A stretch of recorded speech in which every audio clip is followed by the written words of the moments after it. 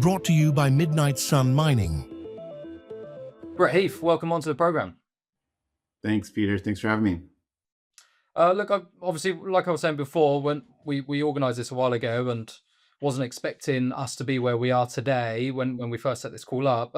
How surprised are you with the selling of gold, the reduction in price from obviously all of the basically this year's gains completely eroded away as a result of the war in Iran? I think a lot of people, when the war first started, expected gold to have a rally off the back of it, not a sell off. How are you reading it? I think it's a very healthy move. What we're seeing in the markets clearly shows that there really has not been any even remotely close level of type of speculative activity that would signal any top. And it's these types of pullbacks, particularly violent pullbacks, that propel these bull markets higher. Um, when I back up and look at a very long-term objective view of this gold market, and if you just go look at a monthly chart, it kind of clears up a lot of the noise as well. I think we spent a good almost decade in this kind of stealth phase. Just the last, call it 18 months, 2 years, was really the awareness phase. And typically after the awareness phase of a bull market, you get this initial kind of bear trap, if you will, where the metal pulls back, usually breaks technical or kind of more stronger technical levels and so forth, and lots of negative press on the pullback, and that's what we're seeing right now.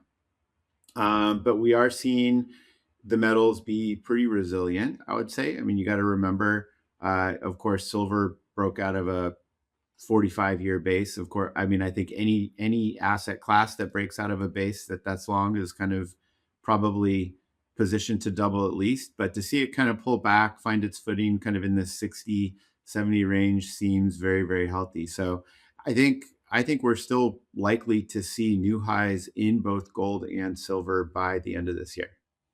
Okay, so this is, and you'll be potentially a bit more of a similar pullback as to what we saw, say, in September, October of last year, where we saw that big pullback and then onto the next leg after. Is that the way you're looking at this? I think so. I think so. And again, just looking at kind of a number of different types of indicators across the market, it doesn't look like that. Particularly this pullback, although will probably be has been violent and may continue to be violent to shake out all of the weak hands. I think it's positioned to go higher in the near term. What's your view in terms of game planning this out, in terms of how long this war in Iran lasts for, right? Because the longer it goes on for, potentially or the stronger the US dollar becomes, and then that obviously puts more pressure on gold. Obviously, then it also leads to potential rate hikes as well. Non-yielding assets tend to not do as well when rates go up. So, is it a case of the longer this goes on, the longer we wait for the next leg up, or is there a scenario where if it does go on for too long, it could sort of halt or pause the bull market entirely? I don't believe that the war is really completely as relevant as people expect. Gold is kind of doing what it's doing, and gold is notorious for confusing people because it's always anticipating what is going to happen 3, 6, and 12 months from now. Gold is uh, it's becoming. I would say that it's probably half, maybe a bit more than halfway there, in regards to becoming the world tier one world reserve asset, and to replace the dollar. We're right in the middle of that process right now. All of these governments around the world, they are trying to get out of US Treasuries, not because of a dislike from the dollar specifically, but just because they view that as a risk asset. And these central banks, these institutions, these large commercial banks, they're holding US Treasuries as a reserve asset. As that slowly becomes not a reserve asset, they have to sell it. So we clearly see gold as stepping into that role. I mean, at a time where geopolitically, I don't think there really has ever been any more uncertainty than there is today. And I don't think any of these governments are in any position to start trusting each other. And so gold just clearly, I think, has a road forward here. and it'll be interesting to see what happens. But I think all the rest of trying to kind of connect and make sense of the moves that gold is making, kind of up or down at this stage, is really just noise. And what are you seeing as the main driver as gold in terms of the next year or so ahead? Do you still, obviously central banks look like they're still going to be buying roughly that 1,000 tons of gold per year, but we did also see last year quite a lot of ETF demand as well, right, which was driving some of the spikes too. So is it? And then even on top of that, there's obviously Tether as a new entrant who I think were one of the largest buyers of gold last year, right? So where are you seeing 2026? I know there's a lot of noise going around at the moment, like you were just saying, but looking between that, where's the main drivers coming from, do you think? Yeah. So when you tune the noise out, you still have $9 trillion of U.S. Treasuries today that sit on foreign central banks' balance sheets.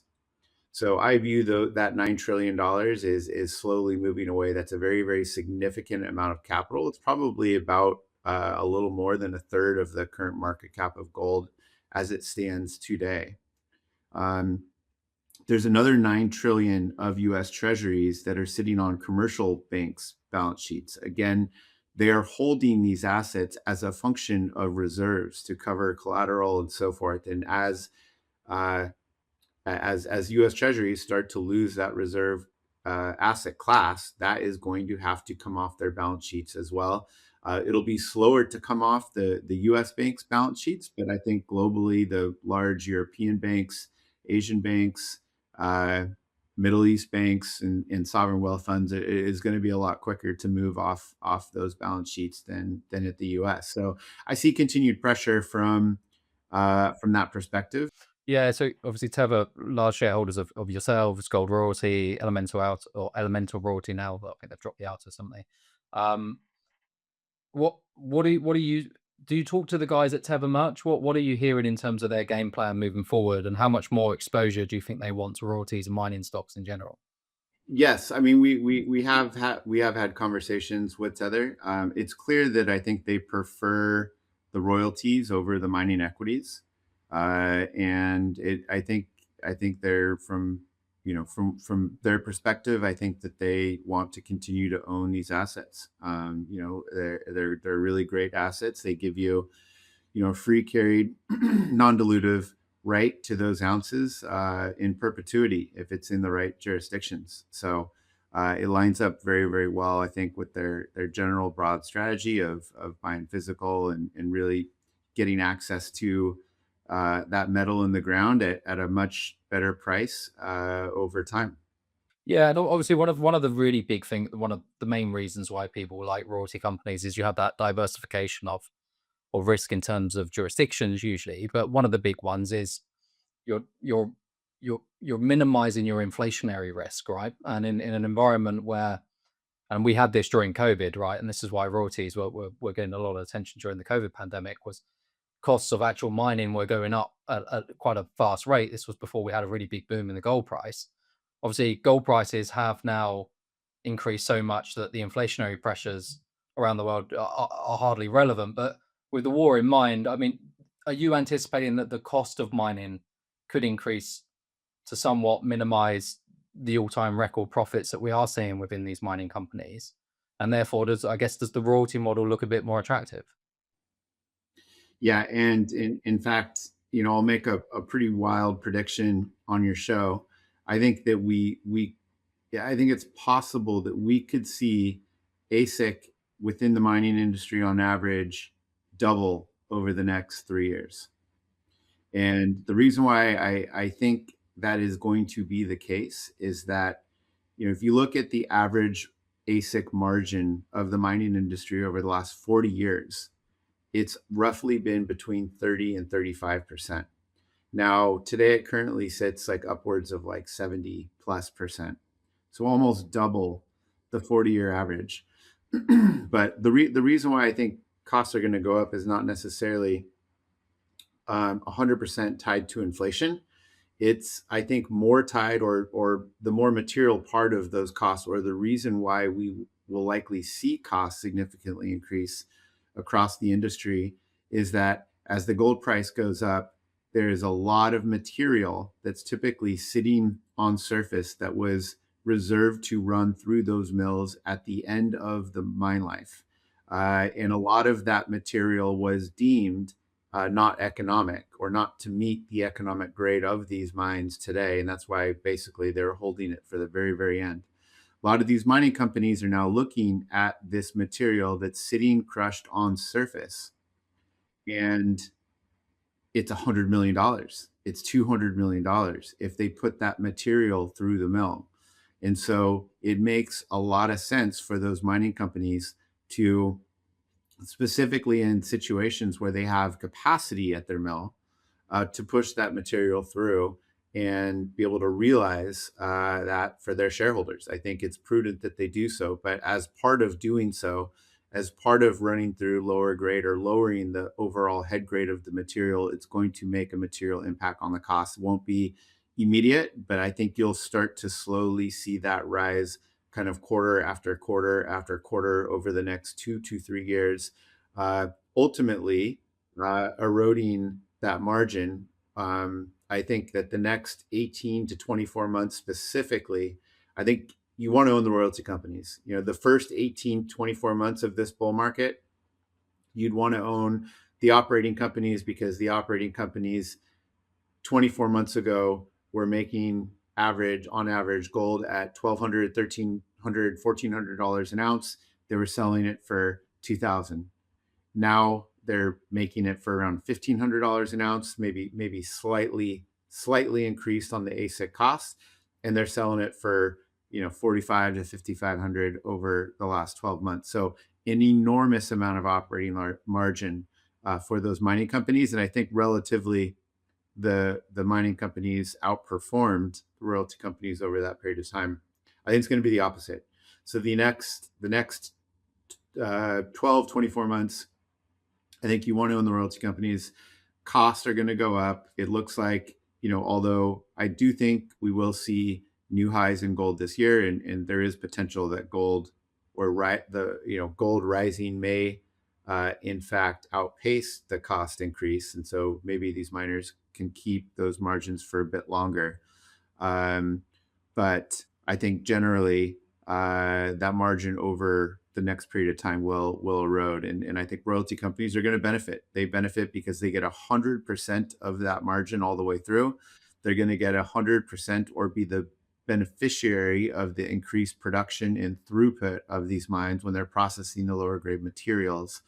And more importantly, you're going to see a meaningful increase to reserves and resources. We're seeing on some of our assets, we're seeing reserves and resources when these companies are updating these mine plans for slightly higher gold. We're seeing increases of 30, 40, 50, even upwards of like 100% on reserves.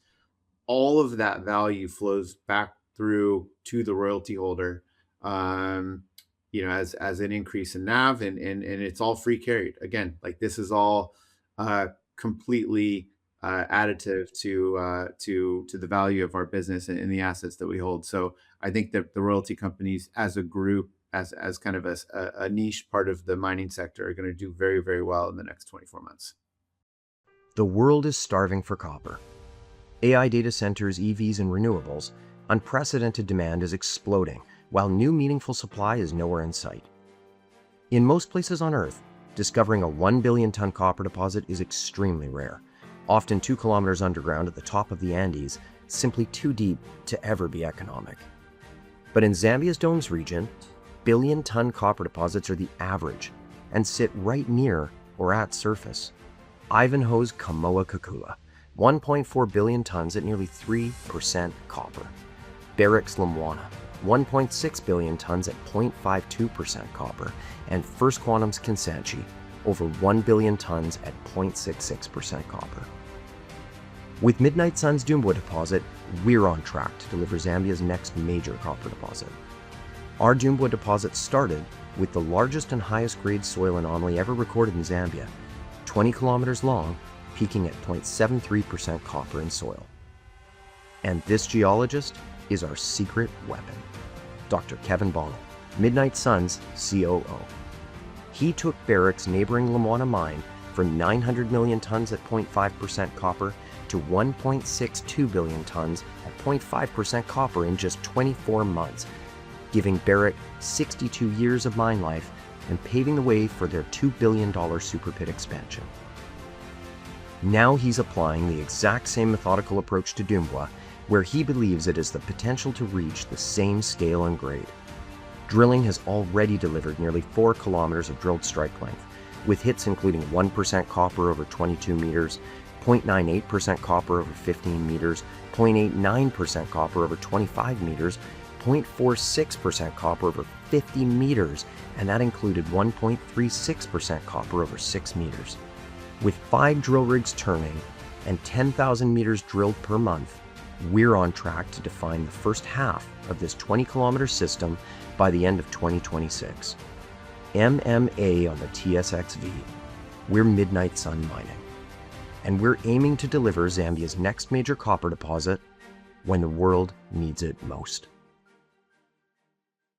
Just on the, you were talking about a lot of the companies, even that you have exposure to, are increasing their resources and reserves to 100% plus. How much of that is, and this is more of an industry general question as well, I guess, but how much of that is reduction of cutoff grades and being able to, with a higher gold price, show a larger sort of pit size and whatnot, versus actual drilling and actual exploration that has discovered more ounces, you think?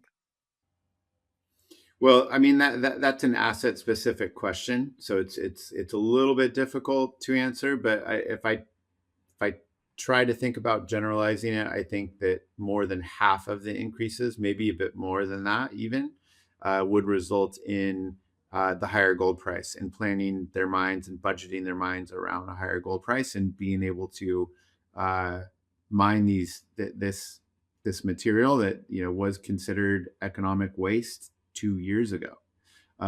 You're also going to see a lot of mines that we're call it marginal, very, very marginal type of operations. You're going to see those be able to raise capital and get put into production. Now that takes a bit of time, obviously, to put a gold mine into production. So I don't expect that that's going to have a material effect in the short term. But over the next 3 years, I think you're also going to see a lot of restarts on marginal assets that couldn't cut it at $2,000 gold. And how you find, obviously we have had some big royalty deals in the industry, but how are you, even just anecdotally, finding new opportunities, new deal flow? Obviously it used to be, or from what I was aware, it's the better the financing opportunities within the gold space, the harder it is for the royalty companies to do more deals. Is that what you're finding? And what was the rationale behind some of these larger deals, if that's usually the case? Well, Metalla is always focused on the existing royalty market or the third-party royalty markets. We haven't in the past been a capital provider to the sector, like the larger royalty companies and even maybe the mid-tiers to some extent. So to the comment of the mining companies having a lot more cash flow, making record profits, and also having probably a pretty competitive cost of equity. I think that's correct. I think for the capital providers, royalties are going to be tough for especially the smaller capex type of operations where these equity valuations are pretty healthy at the moment. Now, I think there will be a string of mega deals. I think we're entering into a phase of a new copper build cycle. And you're kind of seeing that with like the Lundins and BHP. I think that's just the start of it. You're probably going to see, somewhere between 10 and 12 mega mines financed and get kind of go ahead construction decisions between now and 2035. And I think Metalla has royalties on probably about half of them, and I think that those capexes are going to be so significant that the royalty capital will play a role on those assets. But that'll be a kind of a specific number, and we kind of have seen a little bit of this from some of the larger companies so far. You mentioned some of the mega deals that we've seen, from the one we saw with BHP and Wheaton. I think it was a great deal for both companies. For Wheaton, they got an enormous amount of metal price optionality with a tier one asset and a tier one producer for decades and decades and decades. And for BHP, they were able to sell an asset at a materially lower cost of capital than what that company has, even being one of the largest mining companies in the world. So I think it was a win-win. I think you'll probably see more of those, but some of these transactions that we've seen show up as of late are more opportunistic from the seller's perspective, seeing that the market is very healthy, seeing that valuations, uh, specifically in competitive processes, are going for higher valuations. There's some opportunistic sellers that have been showing up across the board. So there still is kind of lots to do out there at the moment. How would that look in terms of, obviously you picked up all the Nova assets and they had some great royalties on the long dated copper assets, right? They were some of the largest development assets going. I remember actually I was a shareholder of that company at the time, and they had, correct me if I'm wrong, but they had like projects like Taka Taka. I think, did they have one on Copper Mountain as well? I think they had some pretty good exposure. In terms of, as these ones go down the development track, what would the valuation and the NAV look like on those sort of assets? Because it's the big copper assets are the ones that really make a lot of money in this industry, right?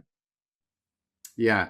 And look, when we announced that acquisition, the market was not paying for development at the time. And as a function of that, our share price got hit, pretty meaningfully, and had to work through, a period of time turning over a lot of stock. But, fast forward to today, it was an incredible acquisition, I think, for both the Nova and the Metalla shareholders. Nova shareholders, they were able to roll the value of some just tier one type of assets into a better vehicle that reduced or removed any risk of dilution.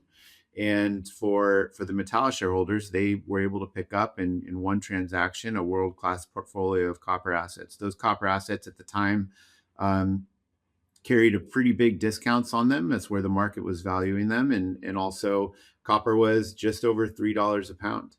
So we look at it today at closer to $6 a pound. We look at it today as these assets are just now coming down the pipe. We're going to see likely a final investment decision on Copper World. So the royalty on Copper World, which will be America's next major copper mine, that's Hub Bay, is the operator on that. But that one is fully financed, fully permitted. Final investment construction decision coming very, very shortly, and that is a 44-year reserve life. So again, you think about the exposure to a core commodity over decades and decades and decades, and ultimately, what's that worth, right? Where else can you find exposure like that on such a core commodity going forward in the new economy? It's very, very difficult to find, and copper royalties are incredibly rare, given that most small copper mines just do not work. So you're kind of limited to these massive mega copper porphyries. And there's only a handful of them, in the places that you want to own them, which for us is the Americas. And when you really look at these projects, there's only about 10 companies on the planet that can even build these mines. And it takes each one of them maybe 5 years to build. So the copper market is set up for, I think, probably one of the better, if not rival the best kind of bull markets. And eventually, that will equalize. It'll equalize with some substitution from aluminum. It'll equalize with some new production, but it's going to take some time. It's going to take a lot of time for that to flow through. And so I think there could be a period, probably between now and the end of the decade, that you see copper rise exponentially higher than even some of the more bullish predictions from the analysts out there. And the portfolio that Nova had with Copper World, again, very, very close to getting a construction decision. We had First Quantum put out their new tech study on Taka Taka just within the last couple of months. They also stated they're expecting their final permits here shortly. And subsequent to the final permits being received, they're going to submit that project to develop through the RIGI application in Argentina. So that right there will start kind of that development timeline. But there's also a lot of other assets in that Nova portfolio.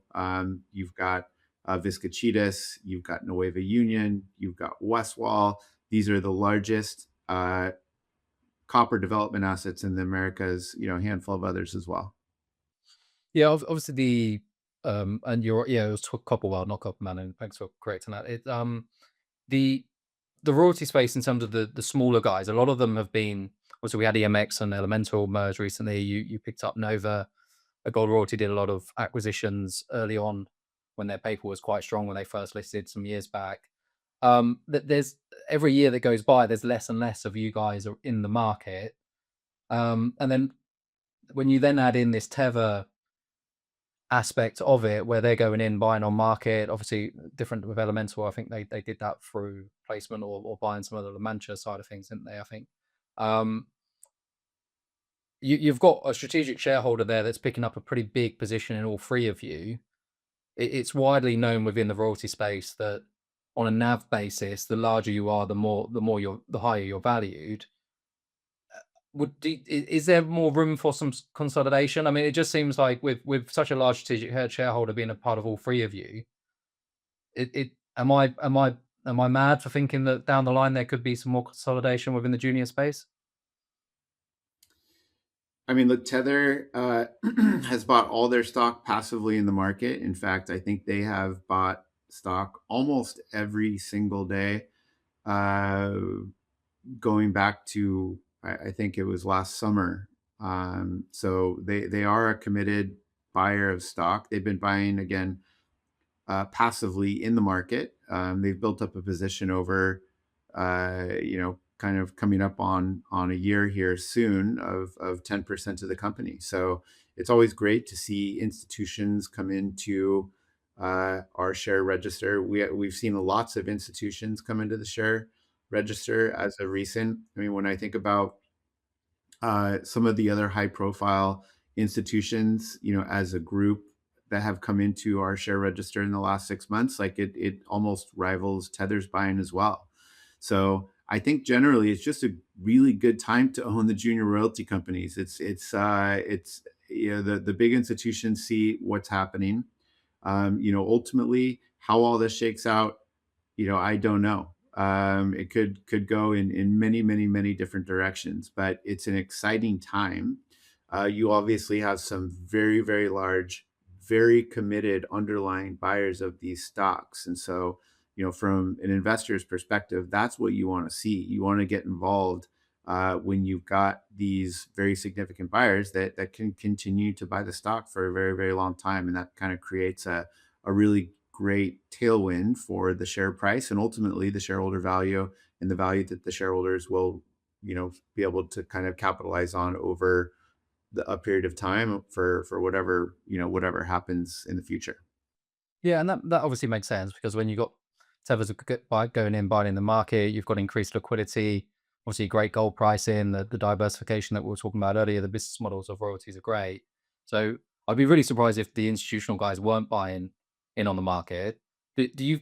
What times NAV are you at the moment, even at today's gold price? Because I want to go back to that thinking point of would it be, and it's something that we've always spoken about with different royalty companies in the industry, is does consolidation make sense at the current NAV that you're all trading at? I mean, so I believe analyst consensus NAV as of today is around 750 million US. As I'm looking at our share price on the US side of the border, it's today right now around 615 million US. So still pretty attractive discount in regards to NAV. When you look at the Metalla portfolio, I mean, it's very, very high quality. It's very the top safest jurisdictions in the world. We've got 650,000 hectares of royalty ground that covers the most proven geological trends of the world. And the operators that are advancing these projects are the Agnico Eagles and Newmonts and Barricks and Tex and so forth. So, you know, should it be trading at these levels? I don't think so, but and I think that there are a lot of big institutions out there that have the same view. That's why they're in there buying the stock. I think there still is a bit of a disconnect for some of the smaller mining companies out there, just given that there still are not a lot of participants in regards to generalists and the rest of the investing public that are really doing that math and trying to kind of figure it out. Like you know, when you kind of go down cap like sub a billion, even like sub 2 billion market cap, there's some pretty significant opportunities that are still available and dislocations in the market in regards to from a value perspective. You go kind of north of that, you know, you get into the larger royalty companies like Wheaton and Franco, which are amazing businesses, but you know they're very well covered, and I think valuations there are obviously significantly higher than where the juniors kind of sit today. And same with the like Agnico Eagles and larger mining companies, I would say the same. So, you know, I think that there's great opportunity for investors that are willing to kind of roll up their sleeves and see you know, how these things are trading and ultimately what the upside potential may be here in the next 12, 24 months. Yeah, I remember obviously before we had this very large gold bull run, and then we saw a lot of this revaluation that we're seeing in the royalty space. A lot of the longer dated sort of exploration development assets weren't really being priced in properly in terms of NAV with consensus. It was the market was, from what I remember, it was really pricing the producing assets or very near term producing assets, right? Is that still the same, or if we started to see a shift in terms of the way people are looking at NAV, and how much of your NAV is split up between your producing royalties, near term producing royalties versus the exploration that's a bit more longer dated, right? Like the copper stuff that's say 4 or 5 years out. Yeah, I think it's shifting right now, but yeah, from your point that development was highly discounted, right? So kind of back to the point, like when Metal merged with Nova, you know, Nova was a big portfolio of development. You know, there was maybe one small producing asset in there that was pretty immaterial. So that was like all development. Currently today, as we sit, Metallo's portfolio from a production standpoint still only represents about 10% of the value of our portfolio that is currently producing today. So still relatively very, very small compared to some of our peers and specifically the larger companies. Now, I think that the market is starting to kind of shift in regards to how it sees value. I think that the market is starting to kind of understand that growth and ounces in the future are going to be very, very valuable. They're starting to kind of realize that it is a bit more difficult to acquire really high quality assets, and the fact that if you have them today and are exposed to them, if they're long duration high quality assets that'll go for 20, 30, 40, 50 years, like a lot of the ones in Metal's portfolio, that is something that is very, very unique. I think we're at the early stages of that though. Like it's still the development is still meaningfully discounted, even very, very high quality development compared to production as of today. But Metal's portfolio should see our production kind of development split go from 10% to upwards of 50% in the next kind of 3, 4, 5 years, uh, as some of our more significant, kind of more material cash flowing assets get the green light. In fact, I think that probably our four material cash flowing assets in our portfolio, which will likely represent, you know, over 50% of the gold equivalent production as we get into kind of the end of this decade, maybe shortly after, will likely get or will be able to quantify the time to production within the next 12 months. And so that's our royalty on Cote Gosselin, which is expected to get its updated reserve resource within the next few months, is from what we're hearing. Subsequent to that, towards the end of this year, Gosselin is expected to be integrated into the Cote mine plan. So that will crystallize not only the value of that royalty, but also the timing around when that will go into production. Currently Gosselin sits just under 8 million ounces. We have a 1.5% royalty on it. I think that there is potential that we may see 9 or potentially even up to towards 10 million ounces on that asset during this next update. So that is a very exciting one. Castle Mountain as well. This is Equinox's kind of main development asset. They're expected to get their permits on that asset at the end of this year. So again, within 12 months. And then you've got Copper World, which we're expecting a construction decision here, final investment decision in the very near term. And then Taka Taka as well.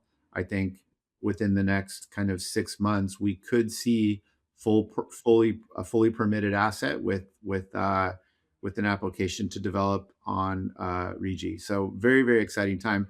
The market does not wait for that cash flow to come, by the way, to revalue these assets. The second that the market sees that cash flow is real, those assets in our portfolio will be revalued. And I think it'll happen very, very quickly. I think that's why you've got these institutions that are piling into the stock at this moment. And I think they see that on the horizon, and they're trying to get positioned because they can go in and buy and get exposure to assets that relatively from a risk profile or even the exact same assets are not that much different than what you see in Franco-Nevada's portfolio, but at a third or fourth of the cost. Yeah. How much can you say? I know obviously with different regulating bodies, there's some things you can say and some things you can't. But in terms of the guidance for 2026 in terms of revenue or geos, what does that look like compared to the end of the decade? Are you able to give us any sight on that? Well, we just put out our guidance this morning for 2026. So that was 35 to 4,500 ounces. So the midpoint being 4,000 gold equivalent ounces for 2026. I think there could be potential for, us to exceed that. Endeavor is one of our newer producing assets. It's still in ramp up mode. It's still looking to hit stride. So that one, we've been fairly conservative on in those numbers, and then also, Wharf had a small issue at their processing facility in Q4, and so that kind of led to maybe a bit of a lighter kind of Q1 on those two assets. We also have two more assets coming online in 2026, which are Amalgamated Kirkland, that's an Agnico Eagle asset, and La Paria. And both of those assets are expected to come online in 2026. Although, when new assets come online, you never kind of really know until they come online and start hitting stride. So we're cautiously optimistic about that. But, between now and the end of the decade, we've got several other royalties that are coming online, likely to come online. And that will just compound until we kind of get into the more material ones towards the end of the decade. So the growth curve on Metalla, again, completely bought and paid for. I would say materially or majority has already been de-risked, and all that is just kind of there. All that is really required at this point in time is time. Really, that's it. Yeah. And okay, so 4,000 geos. So if it sort of stayed at around 4,500 gold price, it'd be about what 18 million in revenue this year. What does that look like in terms of your cost structure or your sort of your G&A and sort of after all costs? How much is that sort of looking like at the moment? Yeah, so cash G&A of the company is between like 6 and 7 million, and it's likely going to kind of be there for probably quite some time. Uh, and that's the beauty of the royalty business. It's highly scalable. Metalla always kept enough cash flow to cover overhead as we were building out foundational portfolio. That was always the strategy, was we're going to kind of make sure we've always got enough revenue to cover overhead. We never want to be in a position to have to raise equity to cover overhead. And we successfully did that over the first 10 years of the business. And we did that because we made strategic decision to not chase the cash flow on marginal assets, right? We wanted to go after the really high quality, long duration assets, because ultimately, if you can get a portfolio with high quality, long duration, you can play the cycles, and ultimately that's how royalty companies be very, very successful over a longer period of time. You know, in our view and opinion, chasing marginal type of cash flowing opportunities um, is basically a never ending kind of hamster wheel, because you're constantly trying to redeploy that cash as it comes in, because you're in marginal assets, whether that means higher risk jurisdictions, higher cross profile, maybe junior producer, single asset producer. There's a number of types of things that make assets more marginal. Shorter mine life, not the ability to kind of have, when those assets come online, not the ability to be able to play the cycles, because at the other end of the cycle, well, guess what? That asset's not in production anymore. So if you have a portfolio of really high quality, long duration assets, you can get into these periods of time where you're not forced to do transactions. Look at Metalla. We did 32 transactions in 8 years. We've done one in the last two. So what does that mean? That means that because we planned for kind of this part of the cycle, we're not forced to go in and aggressively redeploy capital to make sure that we don't lose our growth profile of our business, and that puts us in a stronger position. In the meantime, we get the upside of all these resource increases. We get the upside of the metal price going up. We get the upside of all of the growth that's bought and paid for. A lot of the acquisitions that we made 3, 4, 5 years ago are now coming into production. And oftentimes when we look at these models today, as they're coming online, they're kicking off almost our entire investment every single year. Like, it's incredible to see kind of not only what the metal price does, but the reserves and resources expansions and so forth. So all of that will flow through to shareholders. I'd say, like, right now at this moment, like, very, very little of that is really priced into the stock. Yeah, nice. Obviously, it does look like even this year, based on the amount of geos you're forecasting and the cost that you outlined at the beginning there was, so you should be making a decent profit this year. And then, as you were saying, as you go into, if you look a bit further ahead, you can sort of really see how this scales up with the cost base staying the same and the new ounces coming in, etc. Yeah, I mean, in the next 4 or 5 years, could be sooner, but in the next 4 or 5 years, I'm pretty confident that this portfolio will deliver north of 20,000 gold equivalent ounces a year, and not just for 3 or 4 or 5 years. It'll deliver that for probably 20, 30, 40 years. So if you think about kind of where the gold price is today, potentially where it's expected, that's really the kind of critical piece to the equation, is that you've got, the underpinned growth in cash flow of these assets is Côté Gosselin. That's going to be a major copper mine in North America and Canada for the next, 20, 30. It's already got upwards of 30 million ounces of inventory. That'll probably grow significantly. We think most of that growth will probably come on Gosselin.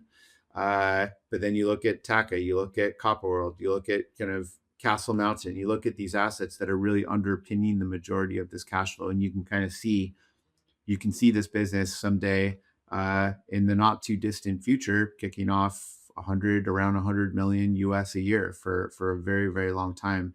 That cash flow will underpin a lot of non-dilutive acquisitions.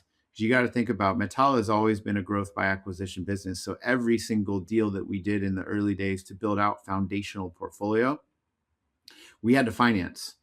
Now, we were financing those deals accretively, as we started with no assets and no cash, and the NAV currently is that 750 million USD by analyst consensus. So we were doing cash flow accretive deals all along the way. We've deployed approximately 309 million over the 100 assets that we have. So, but it's important to kind of see that play out and be able to get the recognition of that value over time. In terms of the amount of debt that's on the balance sheet at the moment, how does that sit? We're very, very marginal net debt. We should be turning to net cash here in the very near term. Okay, and then looking further forward, as you sort of go up from potentially profits, or looking at revenues of, like you were saying, towards the end of the decade of 100 million. How does have you started thinking about redistribution to shareholders? What does it look like in terms of how much of that capital you reallocate to additional acquisitions versus, I don't know, buybacks or dividends? Yeah, really, it's just a function of where where we see the best return for shareholders, right? If Metalla is revalued in the market and we're trading at a very high valuation, then it's probably better to give some of that cash back to shareholders. If the market is not revaluing the share price and the cash flow starts to kick up, then it's probably going to be a better use of proceeds to maybe buy back uh, shares of the company. And obviously, any buyback of shares in the company will be weighted against kind of the potential return that we think we can deliver based on new acquisitions, right? So it's always kind of this formula that's constantly going around that we're looking at. Ultimately, that will all make up a capital return strategy that I think the company will be kind of in position to announce to the market in the next kind of 12 months or so. Could be 24 months, but really just once these kind of new assets that just came on last year and a couple of the ones this year hit a few more quarters of like steady state production, then I think the company will be in position to look at kind of paying a dividend, but not only just paying a dividend, but paying a dividend, being in position to increase that dividend probably every single year for the next 10 plus years, just based on the assets that we have in the portfolio today. What obviously we were talking about earlier, the idea of like Tether, or my idea anyway, of Tether obviously owning parts of lots of junior royalty companies. You're saying that you're going to be spitting out what 100 million by the end of the decade per year. Rob, maybe even not even thinking about Tether, but thinking of like a Franco or Wheaton or whoever. Surely they must be looking at you guys thinking, well, I can pick these guys up for what did you say, about 600 odd million US? I mean, the payback's what, in a few years' time, the payback's 6 years. I mean, that's not a bad return on capital, is it? Are you worried? Are you thinking about that? Have you heard any noise about the larger guys? Because it's an easier way for them rather than doing individual deals, just to pick up a portfolio that's already there, isn't it? Well, look, we're always just focused on our business and executing our business, but I think again, like you're recognizing a lot of facts that are pretty apparent to the market right now and very public in regards to kind of thinking about potentially what may happen, what may interest other parties. From our perspective, we're really just focused on executing our business, right? And we're doing it in a disciplined fashion and adding value for shareholders. But again, I just kind of go back, like, look, it doesn't take a long time to look at the sector and realize it's a very, very exciting time, uh, beneficial time to own the junior royalty companies. It's a good time to take big positions in these businesses, given kind of the underlying macro trends and also the trends that are happening within the sector as you've kind of clearly disclosed. Well, I think one of the other interesting things from my point of view, and just thinking about it, is I remember 5, 6, 7 years ago, we were seeing new entrants into the royalty space. We were seeing more acquisition deals were being done. I think, like we were talking about, it's much harder now for new entrants to enter this market. So it almost feels to me like the junior space is the junior space. It's not as if it can get more diluted. There's more options. You've got a handful of companies that are left, and it doesn't, to me, unless a major spins out a new royalty company on all of their assets or something like that, it's quite tough in my mind to see where a new one would come from, right? So it's that there's only a few companies really left to participate. I would agree. I would say that there's a dozen of, call it, micro caps that are out there or so, give or take. These are companies like I don't know, 300 million and below, that are going to really struggle kind of getting to a place where they can think about potentially becoming a mid tier. And the reason is just because their cost of capital is extraordinarily high compared to the larger companies. And the larger companies are kicking off so much cash that they are willing to buy good assets at very, very, very uh, low returns. If it basically is the only way to put it. And so now there'll always be the ability to buy uh, streams or royalties on the more marginal junior producer, single asset producer type of assets.